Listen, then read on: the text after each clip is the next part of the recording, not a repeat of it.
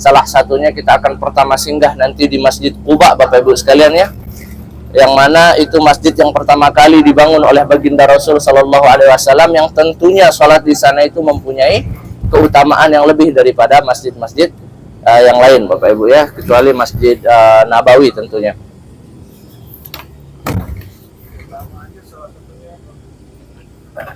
Iya. Lalu nanti kita akan singgah juga Bapak Ibu sekalian di kebun kurma. Lalu nanti juga kita akan ke Jabal Uhud juga Bapak Ibu sekalian ya, tempat peperangan Uhud.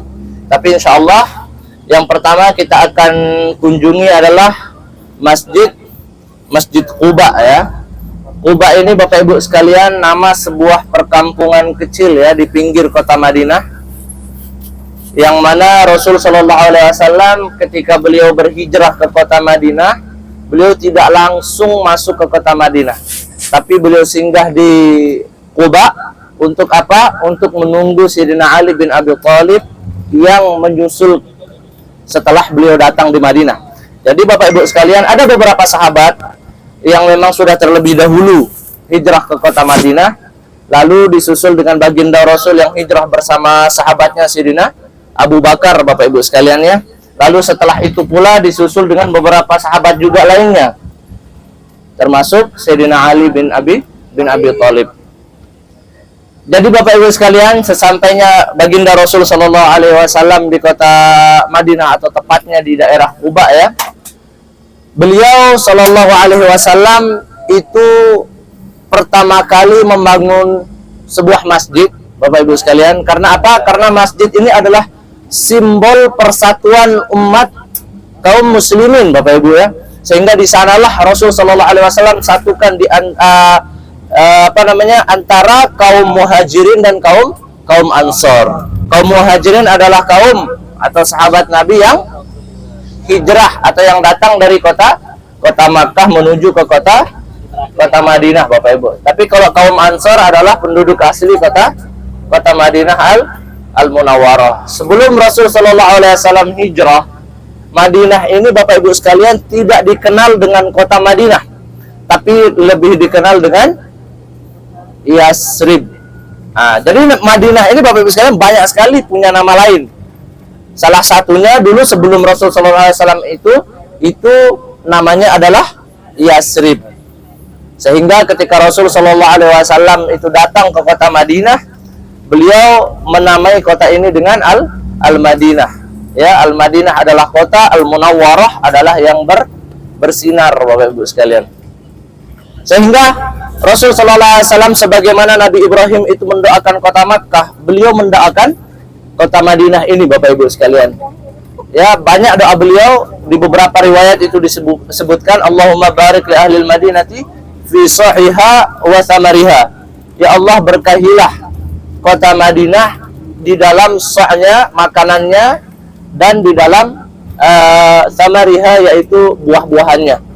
Sehingga Bapak Ibu sekalian, di sini juga dikenal dengan kota atau Madinatul Nakhl, kota kurma ya, kota kurma, karena memang mata pencaharian orang-orang Madinah dari zaman Rasul Sallallahu Alaihi Wasallam itu bertani, yaitu perkebunan kurma. Makanya di sini Bapak Ibu sekalian banyak sekali ya kebun-kebun kurma, yang mana insya Allah juga kita akan kunjungi nantinya, Bapak Ibu sekalian.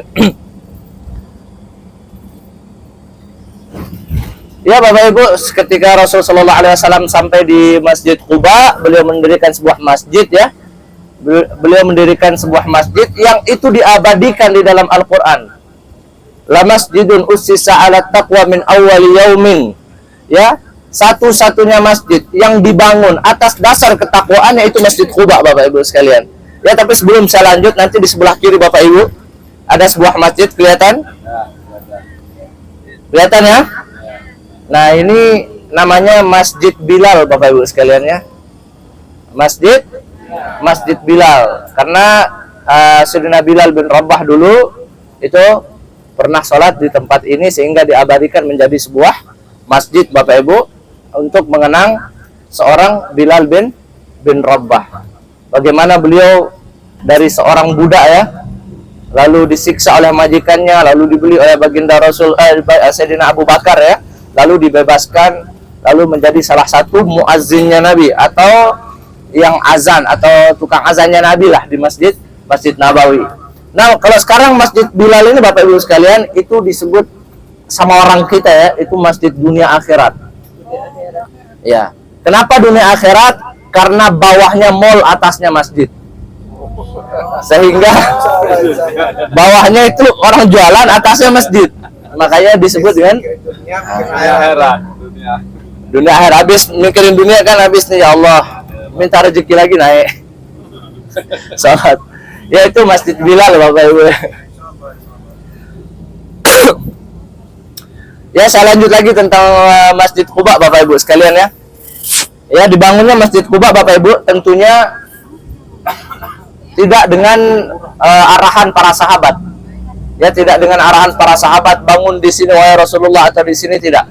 Tapi beliau mengatakan di mana onta ini berhenti, ontaku ini kata baginda Rasul sallallahu alaihi wasallam, itu di sana saya akan membangun sebuah masjid. Ya, akhirnya onta itu berhenti di sebuah tanah milik 2 orang anak yatim yang dimintai ridhonya oleh baginda Rasul sallallahu alaihi wasallam untuk dijadikan sebuah masjid Bapak Ibu. Ya, sebelum Rasul sallallahu alaihi wasallam Bapak Ibu sekalian, itu orang-orang Quba ini ada yang ditugaskan untuk setiap harinya naik ke pohon kurma untuk melihat baginda Rasul itu sudah ada bayangannya apa enggak. Karena mereka sudah tahu bahwasanya Rasulullah SAW itu berhijrah bersama satu sahabatnya, yaitu Sayyidina Abu Bakar Bapak Ibu sekalian ya. Lalu di setiap harinya ada beberapa orang ditugaskan turun naik pohon kurma untuk melihat beliau. Sehingga ketika hari kedatangan beliau, terlihatlah 2 sosok yang berjalan Bapak Ibu sekalian ya, yang berjalan sambil menarik untanya. Jadi Rasul sallallahu alaihi wasallam itu berhijrah dengan unta beliau Bapak Ibu sekalian ya. Unta beliau yang beliau beri nama Al-Qaswa. Apa? Qaswa. Nah, jadi salah satu kebiasaan baginda Rasul sallallahu alaihi wasallam itu menamai binatang atau barang yang beliau miliki itu dengan beberapa nama.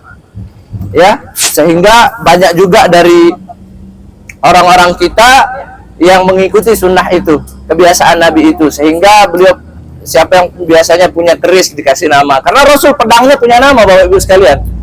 Ya, pedang beliau itu semuanya bahkan punya nama.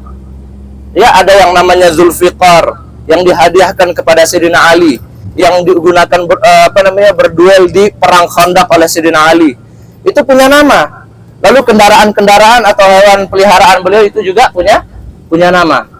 Salah satunya onta yang beliau pakai ke sini namanya Al-Qaswa.